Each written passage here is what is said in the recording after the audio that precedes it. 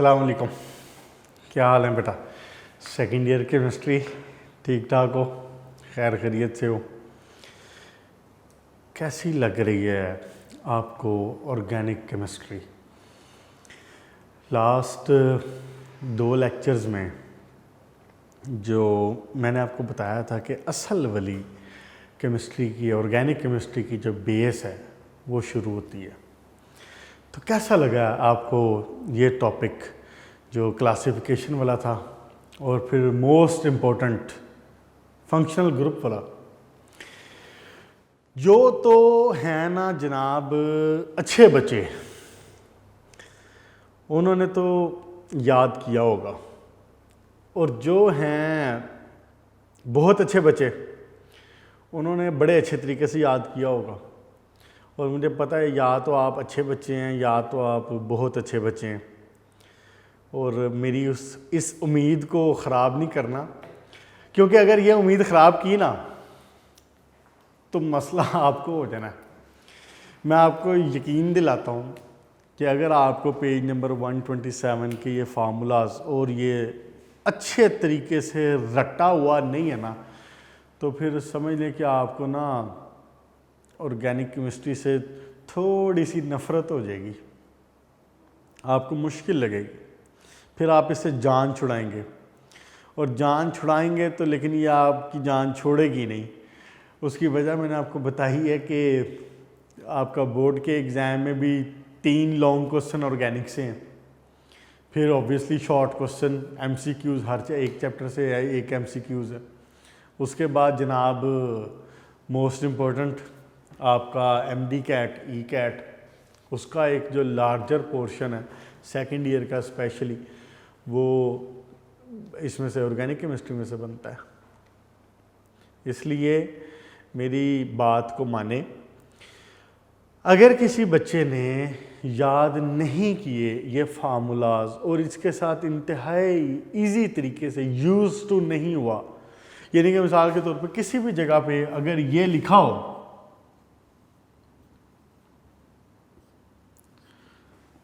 तो आपको किसी किस्म की कन्फ्यूजन नहीं होनी चाहिए कि ये क्या है। अगर किसी जगह पे लेट्स से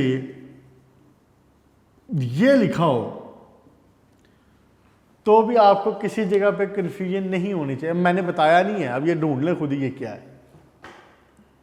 इससे पहले जो मैंने लिखा था वो एसिटिक एसिड था, और अब जो मैंने लिखा है ये एस्टर है। ज़हन में रख लें ये बातें। ये पेज नंबर 127 जो है ना, आप समझ लें कि ये ना काइंड ऑफ ऑर्गेनिक की ABC है। जिस बच्चे ने नहीं किया, आज तो अब ऑब्वियसली नेक्स्ट लेक्चर हम पढ़ रहे हैं, पढ़ना तो है ऑब्वियसली, लेकिन जिस बच्चे ने नहीं किया तो अपने आप पे थोड़ा सा रहम करें और एक्स्ट्रा ख़ुद को वक्त दें थोड़ा सा, और ये पेज याद कर लें, सही तरह रट लें इसको, कि एक नज़र में आपको पता चले कि क्या चीज़ लिखी हुई है और उस बात का क्या मतलब है। क्लियर हो गया बच्चों? इंतहाई इंपॉर्टेंट है बेसिक्स के लिहाज से भी। और मैंने आपको बताया कि एक बार लास्ट में मैंने आपको बताया था कि एक बार लॉन्ग क्वेश्चन भी आया हुआ है, उसने पूछ लिया था कि जी बताएं फंक्शनल ग्रुप क्या होते हैं और ऑक्सीजन कंटेनिंग फंक्शनल ग्रुप्स के नाम बताएं। तो ऑक्सीजन कंटेनिंग फंक्शनल ग्रुप कौन से आप बता सकते हैं। उसने जब जनरल का है तो आप अपनी मर्जी के जोन से आपको याद होते हैं 4-5 के नाम ले, मिसाल के तौर पर alcohol, acetic acid, aldehyde, ketone, ester, ether, ये सारे इसमें आते हैं, ऑक्सीजन कंटेनिंग में आते हैं। क्लियर हो गया बच्चे? अच्छा जी, एक बार वैसे 2 मिनट अगर हम इसके ऊपर लगाएं और इसको रिवाइज करें जल्दी से एक नज़र में, तो क्योंकि आज हमने नेक्स्ट टॉपिक शुरू करना है और वो भी इंतहाई इंटरेस्टिंग और इंतहाई मज़े का, और लेकिन आप उससे फेमिलियर हैं, आपने वो नेक्स्ट टॉपिक जो हमने पढ़ना है ना वो आपने पढ़ा हुआ पहले। आज हम एक लम्हे के लिए बात कर लेते हैं फंक्शनल ग्रुप्स की, जल्दी से शाबाश। मैंने आपको बताया था कि कार्बन, ऑक्सीजन, हाइड्रोजन, अब मैं कार्बन के साथ हाइड्रोजन पूरे नहीं कर रहा, ठीक है। अब आप इसके साथ इसके साथ थोड़े से यूज टू हो जाएं, ठीक है, क्योंकि बेशुमार बार लिखना पड़ता है तो वक्त बचाने के लिए हम समटाइम सिंपल सी इस तरह से लिख देते हैं। लेकिन लेकिन लेकिन बोर्ड में आपने ऐसा नहीं लिखना, टेस्ट में आपने ऐसा नहीं लिखना, पेपर में आपने ऐसा नहीं लिखना। आपने मुकम्मल हाइड्रोजन लगा के कंप्लीट करके उसको लिखना है। ठीक हो गया। अच्छा जी, ये है जनाब, लेट्स से कार्बन के साथ ऑक्सीजन और हाइड्रोजन लगा हुआ है, तो ये क्या है? अल्कोहल है। अगर इसी ऑक्सीजन के साथ डबल बॉन्ड हो जाए और यहाँ पे एक सिंगल बॉन्ड हाइड्रोजन हो और इधर कार्बन आ जाए, अब ये क्या है? अब ये क्या है? ये एल्डिहाइड है। एल्डिहाइड को ऐसे भी शो करते हैं और एल्डिहाइड को CHO भी लिख सकते हैं, ज़हन में रखें। अगर किसी जगह पे लिखा हुआ है ना COH, it is alcohol, confuse नहीं करना इसको। अगर किसी का CHO लिखा हुआ है तो ये एल्डिहाइड है। छोटी सी चीज़ है, आगे पीछे हो जाती है, और आपने इसको अच्छे तरीके से याद कर लेना है, क्योंकि बोर्ड में क्वेश्चन में बार बार आगे जाके आप पढ़ेंगे ये चीज़ इस्तेमाल होगी।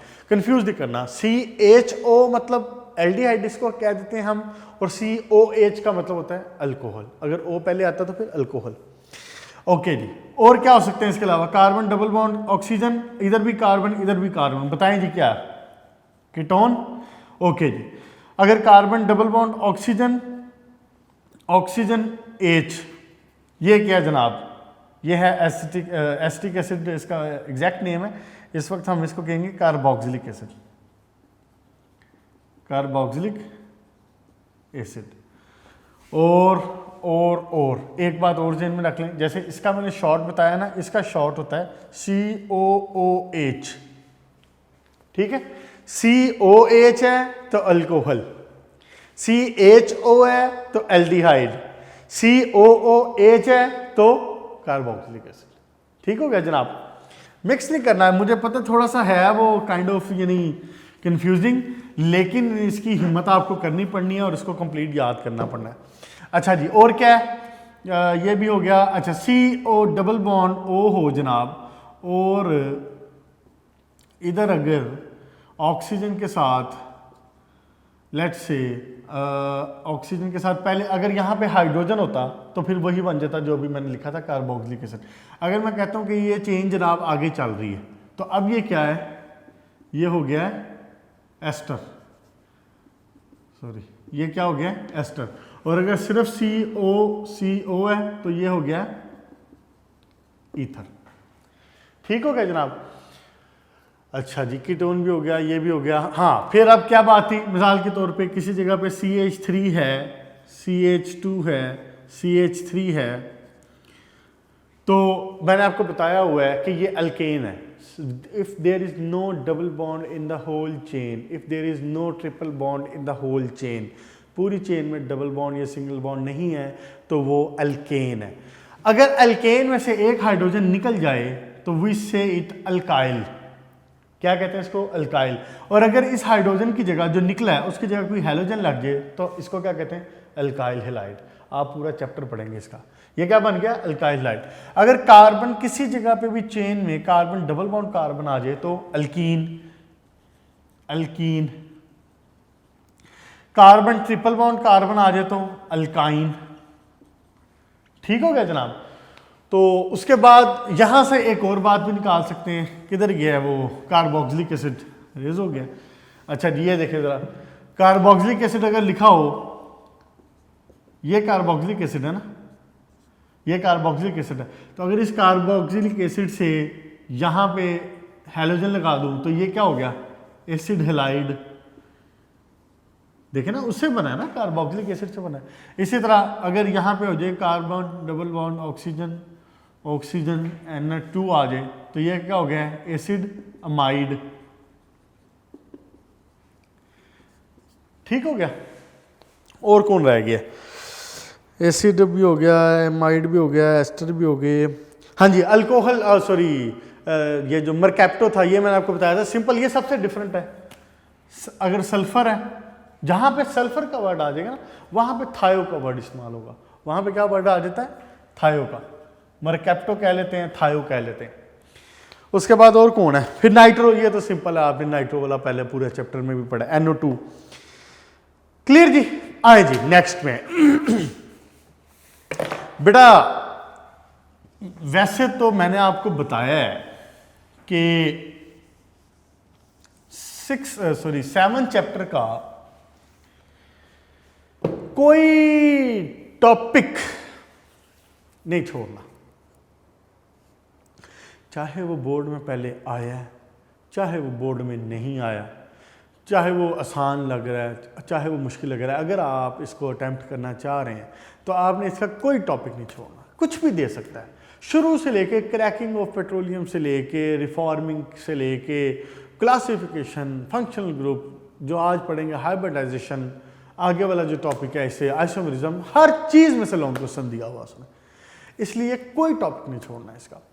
लेकिन अगर मैं ये कहूँ कि one of the most favourite topic for the examiner, one of the most favourite topic for the board, अगर 7वें चैप्टर में से निकाला जाए तो वो ये टॉपिक है जो कि आज हम पढ़ेंगे, and the name is hybridization. Hybridization, आपने इसका नाम सुना हुआ है पहले, और आपने इसका सिर्फ नाम नहीं सुना हुआ, आपने इसको पढ़ा भी हुआ है चैप्टर 6 में, फर्स्ट ईयर में पढ़ा हुआ ना, आपने वहाँ पे पढ़ा हुआ, मुकम्मल तफसील से पढ़ा हुआ। उसी चीज़ को अब ध्यान से बात सुने ज़रा, उसी हाइब्रिडाइजेशन को जो वहाँ पे आपने पढ़ी थी, और with reference to many molecules, many elements पढ़ी थी। आपने बोरोन को भी देखा था, आपने नाइट्रोजन को भी देखा था, आपने फ्लोरीन को भी देखा था, आपने कार्बन को भी देखा था, सबको देखा था ना वहाँ पे आपने, हाइड्रोजन, ऑक्सीजन, वाटर को भी देखा था। लेकिन अब वही हाइब्रिडाइजेशन हम बात करेंगे, चीज़ वही है, कॉन्सेप्ट वही है, हर चीज़ वही है। अब हम उसको बात करेंगे only specifically for the carbon. Clear होगी बात, है चीज़ वही, सारा कुछ वही, कंफ्यूज नहीं होना कि ये कोई अलग चीज़ है, ये नई चीज़, वही sp3 हाइब्रिडाइजेशन, sp2, sp, नाम याद आ गए ना आपको, वहाँ पे पढ़े थे आपने। तो उसके बाद यहाँ पे अब क्या बात होनी है, यहाँ पे सारी उसी की बात होनी है, बट रिगार्डिंग कार्बन ओनली, सिर्फ कार्बन की बात होगी।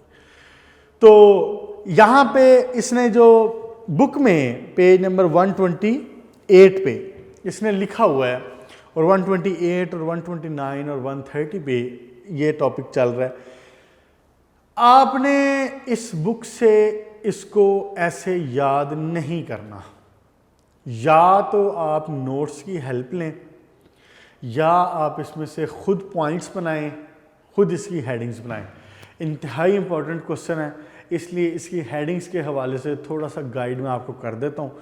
गाइड मतलब थोड़ा सा क्या, बल्कि पूरा ही मैं बता देता हूँ कि जिस तरह से आपने इसको लिखना है, वो हेडिंग्स मैं पूरी बता देता हूँ। आपने वो सारी हेडिंग्स वैसे की वैसे लिखनी है, और इस क्वेश्चन को अगर ये आता है बोर्ड में तो इसको ऐसे जैसा कि टेक्स्ट बुक में लिखा हुआ है इसको अटैम्प्ट नहीं करना, या तो नोट से करें या फिर जैसे हेडिंग्स वगैरह मैं बता रहा हूँ उस तरह से फॉलो कर लें। एक बात। दूसरी बात ये कि टॉपिक में, और ये एक्सरसाइज का क्वेश्चन है, ये क्वेश्चन नंबर 13 है एक्सरसाइज का, लेकिन वहाँ पे उसमें बात की है कि what is orbital hybridization, explain sp3, sp2, sp, तीनों का पूछ लिया। लेकिन बोर्ड में इस तरह आने का चांस ज़रा कम है कि जी तीनों का पूछ ले, sp3, sp2, sp, तीनों का पूछना ज़रा चांस कम है। मोस्टली बोर्ड कैसे पूछता है, एक देता है, वो कहता है कि जी what is hybridisation, explain sp3, what is hybridisation, explain sp2, what is hybridisation, explain sp। Clear होगी बात। आपने याद तीनों ही करने हैं, तरीका लिखने का यही रहना है जैसे मैं बता रहा हूँ। शायद आज टॉपिक 10 और 15 मिनट कोशिश करूँगा कि मैक्सिमम चीज़ हो जाए, लेकिन मुकम्मल नहीं हो पाएगा, लेकिन एक इंशाल्लाह ताला गाइडलाइन, एक बेसिक मुकम्मल आज हो जाएगी जो फिर आपको कल भी हेल्प आउट करेगी। क्लियर होगी बात। जो मैं हेडिंग्स लिख रहा हूँ ना, इसको फिलहाल साइड पे, पेज के किसी साइड पे, किसी भी जगह पे नोटिस कर लें, फिर मैं आपको बाद में बताता हूँ कि उसको नोट कर लें, सॉरी, और उसके बाद फिर मैं आपको बताता हूँ कि हर हेडिंग में आपने चीज़ क्या लिखनी है और उसको कैसे डिस्क्राइब करना है। क्लियर होगी बात। देखें जी, टॉपिक है हमारा orbital hybridisation, page number 128।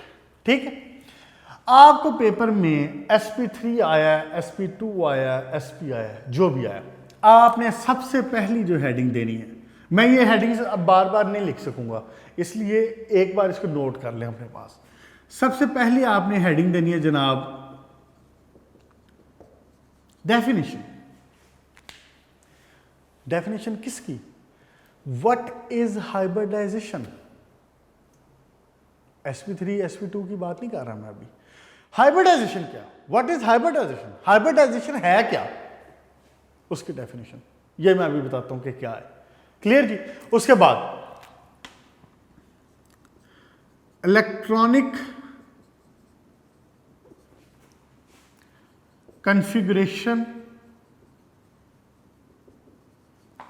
Of carbon. दूसरी हेडिंग क्या आना है? Electronic configuration of carbon. पहले में आपने क्या बता दिया? डेफिनेशन। उसके बाद बता दिया आपने electronic configuration of carbon. Clear जी? उसके बाद दूसरा देखें, ग्राउंड स्टेट कॉन्फ़िगरेशन। क्लियर? एक में आप बता देंगे इलेक्ट्रॉनिक कॉन्फ़िगरेशन क्या है, उसके बाद आप नेक्स्ट में बताएंगे ग्राउंड स्टेट कॉन्फ़िगरेशन क्या है। क्लियर होगी जी बात? इसके बाद अब आपने उसको ये बताना है कि सॉरी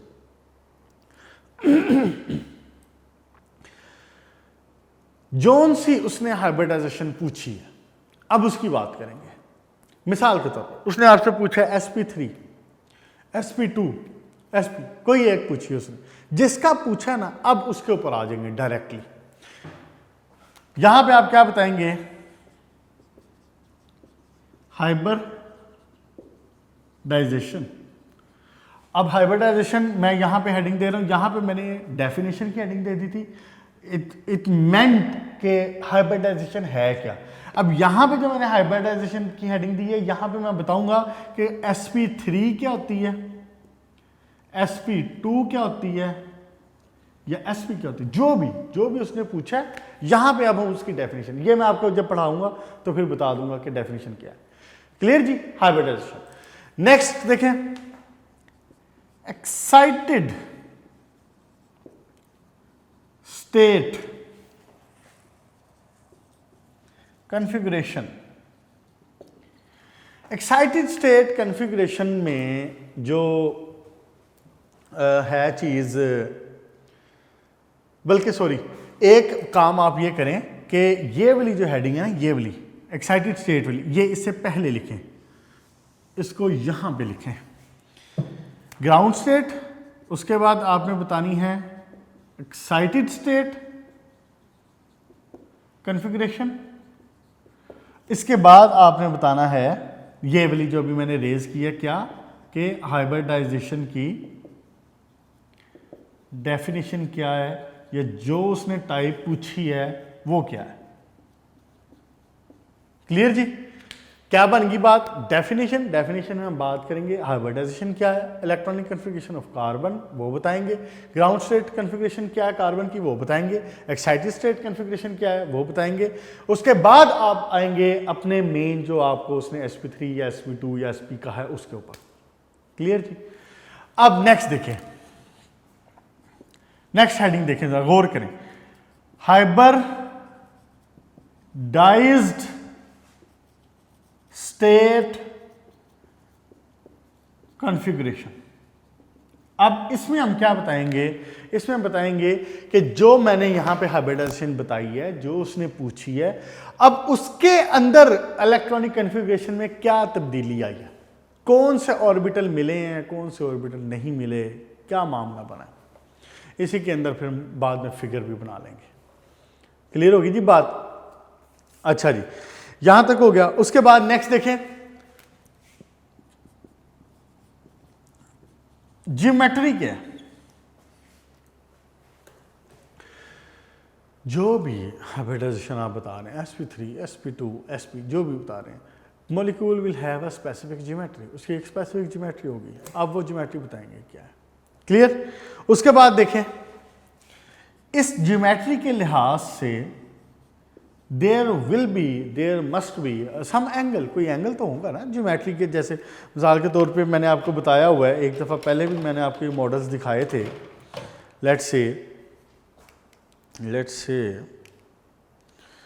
से जनाब कि ये देखें, ये इसकी ज्योमेट्री है ना एक, ये क्या है, ये मीथेन का मॉलिक्यूल है, कार्बन दरमियान में ब्लैक, वाइट के हैं हाइड्रोजन। तो आपको याद है एक दफ़ा पहले भी मैंने ये दिखाया था कि हम यूं करके ऐसे ऐसे ऐसे ड्रॉ कर देते हैं। हम कैसे ड्रॉ कर दिया करते हैं नॉर्मली, ऐसे ऐसे ऐसे और ऐसे शो करते हैं ना। तो बेसिकली ऐसा हमें यूं करना इसलिए करना पड़ता है क्योंकि हम 2D में बात कर रहे हैं, हम 2 एक्सिस में बात कर रहे हैं, 3D में नहीं बात कर रहे। पेपर के ऊपर ड्रॉ कर रहा हूं ना, बोर्ड के ऊपर ड्रॉ कर रहा हूं। तो अगर मैं इसको आपको एक्चुअली दिखाऊं कि how methane molecule is present in the nature, वो प्रेजेंट कैसे है हमारे पास, तो वो इस फॉर्म में होता है। उसका ये वाला एंगल, अब देखें ना, इस हाइड्रोजन में और इस हाइड्रोजन में देयर इज सम एंगल, ये वाला, इसकी एक खास ज्योमेट्री है, हम पढ़ेंगे इसको, वैसे आपको पता भी होगा टेट्राहेड्रल है, इसकी खास ज्योमेट्री है। अब इस खास ज्योमेट्री के साथ इसका एक खास एंगल है, यहां पे बताएंगे आप स्पेसिफिकली हेडिंग देके खूबसूरत सा बना के प्यारा सा हाईलाइट करके। मैंने अक्सर इसमें बच्चों के टेस्ट आए होते हैं, मोस्टली बच्चे इस्तेमाल करते हैं मार्कर और उसको प्रॉपर लिखते हैं। तो कुछ बच्चों के टेस्ट ऐसे भी होते हैं जो जनाब काइंड ऑफ आप समझ लें कि जान छुड़ाई है, या उनको अभी तक आप एफएससी में हैं और अभी तक उनको पेपर अटेम्प्ट करने का तरीका नहीं आ रहा। बेटा अगर तरीका नहीं आ रहा तो यू मस्ट लर्न, आप देखें ना, इसको सीख लें। अब क्या मसला है, मतलब एफएससी में भी नहीं सीखना तो फिर जाके कब सीखना, कहाँ सीखना। यूनिवर्सिटी में जाके तो आपको वैसे प्रोफेसर्स के साथ मामला हैंडल करने, और वहाँ पे तो चीज़ें वैसे ही बड़ी मुश्किल हो जाती हैं। फिर इस हवाले से वहाँ पे आपको कोई सिखाने वाला नहीं होगा, वहाँ पे वो आपको यही कहेंगे कि जी आप एफएससी में नहीं पढ़ के आए, सीख के आए, आप मैट्रिक नहीं करके आए। बात समझ आइए। इसलिए इस तरह की जो छोटी छोटी चीज़ें हैं, इसको कम से कम पेपर हल करने का तरीका है आपको आना चाहिए। अगर अभी भी नहीं आ रहा तो उसको सीखें, आके स्पेशली कॉल पे बात कर लें। मेरी आदत है इस तरह से कि जो बच्चों का भी पेपर मुझे कोई किसी हवाले से नामुनासिब लगता है तो मैं ऊपर कमेंट्स दे देता हूँ कि मार्कर यूज़ करें या हैंड राइटिंग क्लियर करें या इसको क्लियर लिखें। बहुत सारे बच्चे ऐसे होते हैं जनाब क्लियर नहीं लिखते, राइटिंग भी ठीक है, मार्कर भी यूज़ किया हुआ है, लेकिन घुसा के उसके अंदर तंग कर करके एक वर्ड के अंदर दूसरा वर्ड घुसा हुआ है, एक लाइन के साथ ही जनाब दूसरी लाइन जोड़ के बिला वजह तंग करके एक ही हेडिंग में, जिसमें लाइन में हेडिंग दी है उसी लाइन में आगे पॉइंट्स लिख दे। भाई क्यों, मतलब इतना क्या परेशानी वाली बात है। आपका पेपर एक अच्छा और डिसेंट लुक रखना चाहिए and it has positive impact. इसके नंबर नहीं होते केमिस्ट्री में या साइंसेस में, आपके पेपर खूबसूरत होने के इस तरह से नंबर नहीं होते। लेकिन जब एग्जामिनर एक नज़र में आपका पेपर देखता है ना, पेपर खुलते ही, तो पहली नज़र में पता चल जाता कि ये बच्चा पढ़ने वाला या नहीं पढ़ने वाला। इस चीज़ को नोटिस करें।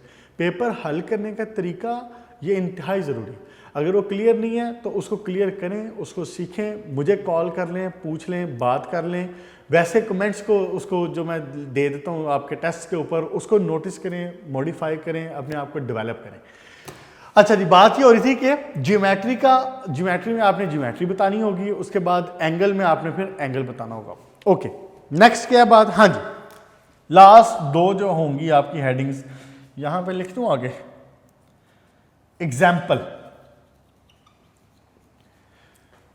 चाहे वो sp3 है, चाहे वो sp2 है, चाहे वो sp है, there will be some example ना। मीथेन की जैसे अभी मैंने बात की मीथेन की, तो ये sp3 hybridisation.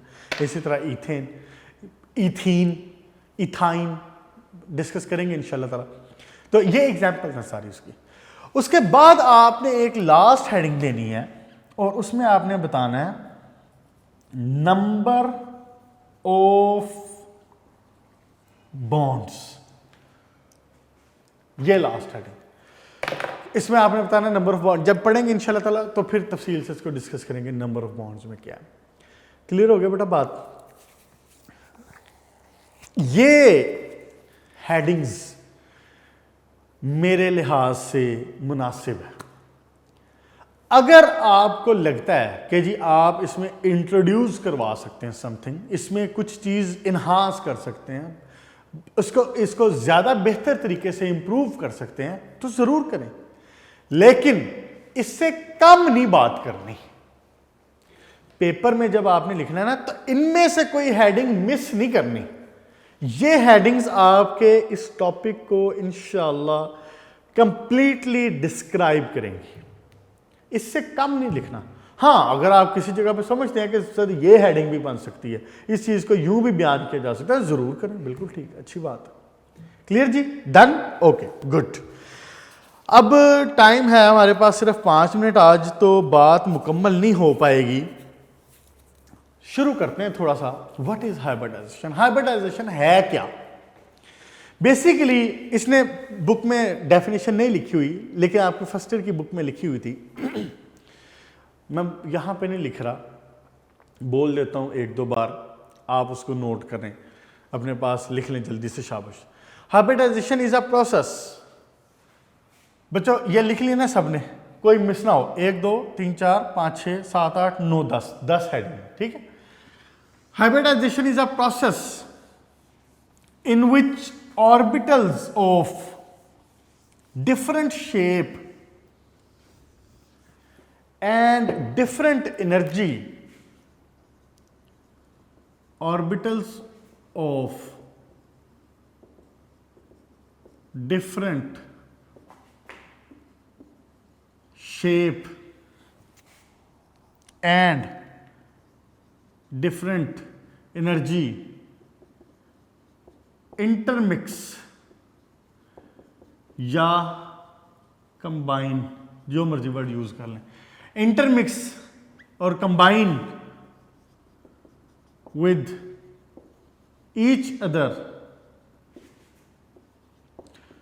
To give rise orbitals of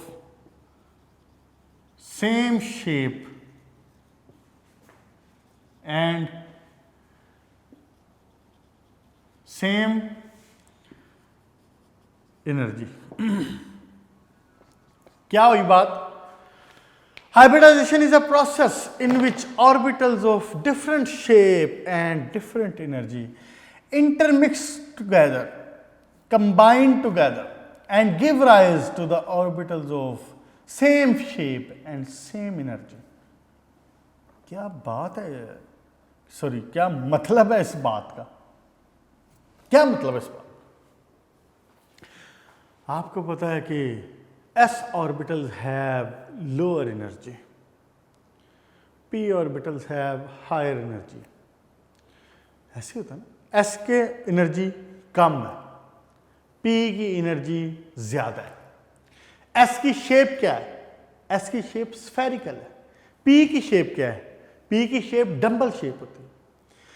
हमने ये बात की है कि orbitals of different shape and different energy, S और पी की डिफरेंट शेप और डिफरेंट एनर्जी हो गई। अभी मैंने बताया ना यहां खड़े होके, क्या मैंने कहा? एस की एनर्जी कम, पी की एनर्जी ज्यादा, एनर्जी डिफरेंस हो गया।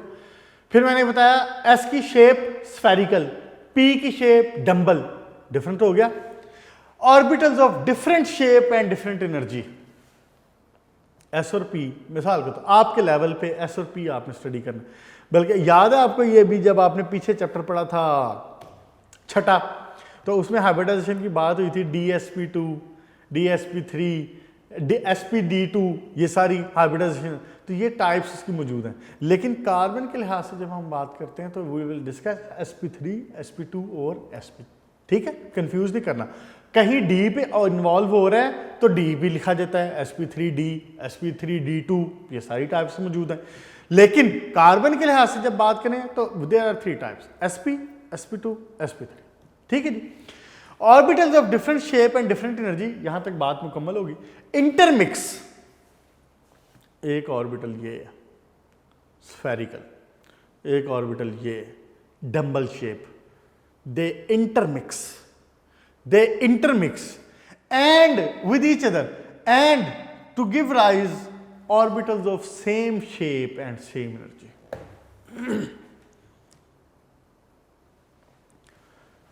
छोटे भाई के पास हों 1000 रुपया, बड़े भाई के पास हों 2000 रुपया, उससे बड़े भाई के पास हों 3000 रुपया। अब्बा जी क्या करें? अब्बा जी करें और क्या भाई तुमने ये पैसों का डिफरेंस डाला हुआ है, इधर लाओ पैसे। वो जनाब लाएं, उनसे पैसे पकड़ें, उनको मिक्स करें, 1000 जमा 2000 जमा 3000, टोटल कितना हो गया? 1000 छोटे का, 2000 उससे बड़े का, 3000 उससे बड़े का, 3 और 3 6000 हो गया। अब्बा जी क्या करें कि जी तुमने फ़र्क रखा हुआ बीच में पैसों के? ना फ़र्क नहीं होगा, ये पैसे लें सबसे, उनको मिक्स करें और सबको बराबर तकसीम कर दें, 2000 छोटे को, 2000 बड़े को, 2000 दरमियाने को। अब आप में से जो बड़े हैं वो तो उदास बैठे होंगे कि ये कौन सा इंसाफ है, और जो छोटे हैं वो खुश हो रहे होंगे। डिफरेंट पैसे थे और उसको डिस्ट्रीब्यूट कर दिया and you got equal money. ऐसे हुआ ना, पहले पैसों में फ़र्क था, जब आपने इक्वल डिस्ट्रीब्यूट कर दिया तो सबको 2000 मिल गए। यही काम हो रहा। जिसकी एनर्जी कम है, एस की एनर्जी कम है, पी की एनर्जी ज़्यादा है, मिक्स होंगे दोनों and they will be at same energy. S का शेप स्फेरिकल है, पी की शेप डंबल है, दोनों मिक्स होंगे and they will get some kind of same shape. Next lecture में बात करेंगे इंशाल्लाह ताला कौन सी सेम शेप। नेक्स्ट लेक्चर में ये बेसिक्स आपने इसकी कर लेनी है मुकम्मल, जो हेडिंग्स वाली बात, डेफिनेशंस वाली बात ये कर लेनी है मुकम्मल। नेक्स्ट लेक्चर में इंशाल्लाह ताला हमने इसको मुकम्मल कर देना उठा के, SP3 SP2 SP, और ये एक ही दिन में हो जानी है सारी, ठीक है। तरीकाकार सबका सेम है, कोई डिफरेंस नहीं। डेफिनेशन होगी याद जनाब, SP2 और SP, और बेसिकली जो हाइब्रिडाइजेशन है उसकी डेफिनेशन क्या है कि the process, the phenomena in which orbitals of different shape and different energy combine together, intermix and they give rise to the orbitals of same shape and same energy. Clear होगी बात? अगली एक छोटी सी बात कर दूं, हैं भी 2 मिनट, क्या बोला? बात इसलिए करने लगा क्योंकि ये बात आपको पहले पता है। कार्बन की इलेक्ट्रॉनिक कन्फिग्रेशन क्या होती है? अगली हेडिंग मैंने क्या बताई थी? Electronic configuration of carbon. C6 क्या कन्फिग्रेशन होती है? 1s2 2s2 2p2। Electronic configuration क्या है? दूसरी हेडिंग, हेडिंग नंबर 2, कार्बन की C6, यूं ऐसे लिखेंगे आप बिल्कुल वहां पे, 6 कार्बन के 6 इलेक्ट्रॉन, कन्फिग्रेशन क्या बनी? 1s2 2s2 2p2। यही होते हैं ना कार्बन की इलेक्ट्रॉनिक कन्फिग्रेशन। ओके जी, ग्राउंड स्टेट, अगली हेडिंग क्या थी? ग्राउंड स्टेट कन्फिग्रेशन, यही थी। अब आपने क्या करना है, इसी चीज को लिखना, यही चीज है, इसको जरा थोड़ा सा हम अपने लिहाज से ब्लॉक्स में मिला के लिख लेंगे, यूं है वही चीज। आपको, मुझे पता है सारे आप पढ़े लिखे और अच्छे बच्चे हैं, आपको समझ आ रही होगी कि किया मैंने कुछ भी नहीं है, मैंने सिर्फ क्या किया है, उसी चीज़ को जो कि मैंने यहाँ पे अंग्रेज़ी ज़ुबान में लिखी हुई थी, तो यहाँ पे मैंने उसको सिंबॉलिक कर लिया। हम सिंबल के लिए यही यूज़ करते हैं ना, इलेक्ट्रॉन्स के सिंबल के लिए। अब इसमें ये क्या है? ये 1s है। ये क्या है? ये 2s है। ये क्या है? अब इसको ओपन करके लिखा ना चूंकि मैंने, तो अब मैं लिख देता हूँ 2px 2py और 2pz। यही होना ना भाई साहब, 1s2 2s2 2p2, इसी चीज को मैंने यूं लिख दिया। 1s में कितने इलेक्ट्रॉन है? 2 इलेक्ट्रॉन। 2s में कितने इलेक्ट्रॉन है? 2 इलेक्ट्रॉन। इलेक्ट्रॉन्स को ऐसे शो करते हैं ना। और 2p2 में 2p में कितने इलेक्ट्रॉन है? 2 इलेक्ट्रॉन। एक इधर आ गया, एक इधर आ गया, एक ऑब्वियसली खाली रहेगा, क्या करें अब, नहीं है तो नहीं है। समझ आ गई बात? बस इतना रखें इसको। नेक्स्ट इंशाल्लाह ताला हम बात करेंगे एक्साइटेड स्टेट से, ग्राउंड स्टेट तक बात होगी। अच्छे बच्चों ने इसको अच्छे तरीके से रट लेना है। इसको अच्छे तरीके से याद कर लेना, बल्कि इसको रटने की ज़रूरत नहीं है, ये तो कंसेप्चुअली लेंगे आप, ये कंसेप्चुअली आपको सारा याद हो जाएगा। हेडिंग्स अलबत्ता याद कर लें ताकि आपके ऊपर कल का लेक्चर में लोड ना हो।